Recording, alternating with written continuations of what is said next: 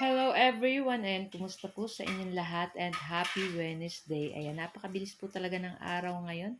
At for today's video ay tara at samahan niyo po akong magluto nitong ating isa na namang napakasarap na ulam. Walang iba kundi itong ating miswa with meatballs and patola recipe. So tara na guys at samahan niyo po akong magluto and enjoy watching po. So yun na nga guys, manguha muna tayo nitong ating dahon ng sibuyas. Ayan, nagtanim kami dyan sa paso. Ayan, ginugunting lang namin para hindi mabunot yung ugat, para dumami pa yung ating mga dahon ng sibuyas dyan. Ayan.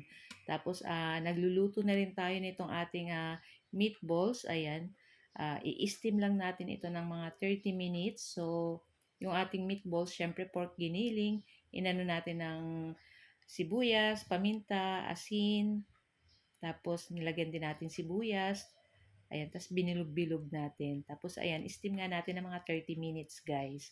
And before that, habang ini-steam natin yung ating meatballs, kain tayo nitong ating mangga. So may nakita na kami guys na mangga na hubal-hubal na or manibalang. Kaya kinuha na namin guys. So yan na nga, after 30 minutes, ayan, check natin. At okay na to guys. Tanggalin na natin yung saksak nitong ating rice cooker. Diyan na namin niluto. Ayan.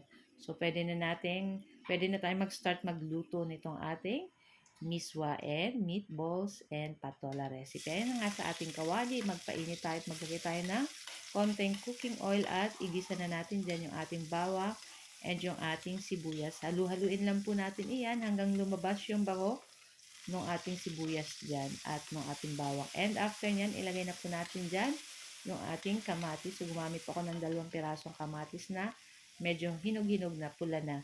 Tapos, naglagay na rin ako ng konting asin para may lasa na po yung ating mga ginigisang mga sangkap dyan. Ayan. Tapos, syempre po, maglalagay tayo ng enough na tubig. Marami-rami eh. Then, kasi nga, syempre may sabaw-sabaw po yung ating miswa. At naglagay na tayo ng 1/4 cube para sa pampalasa. And maglalagay din po tayo ng konting patis para masarap po. Ayan, so naglagay na ulit tayo ng pamintang durog. Tapos ayan yung ating mga pampalasa. Ayan. So kung medyo matabang-tabang, magdadagdag na lang tayo ng konting asin. So pa konti-konti na lang yung ating lagay para hindi pumapaalat. Para ayan. So ayan na nga at kumukulo na, pwede na nating ihulog dyan yung ating meatballs. Ayan. So kumuha lang tayo ng mga ilang piraso dyan guys. Ayan. Tapos, ihulog na natin. Ayan. Lutuin natin pa ng mga 15 minutes yung ating meatballs. So, naluto naman na natin siya kanina ng 30 minutes. So, lutuin lang natin siya ng mga 15 minutes pa. Ayan. Para sure na lutong-luto yung ating meat diyan. Tapos, after ilang minuto, ilagay na natin itong ating 3 pirasong patola. Siyempre, masarap po sa ating ganito ay maraming gulay. Masarap po ang patola at napakabango po niyan.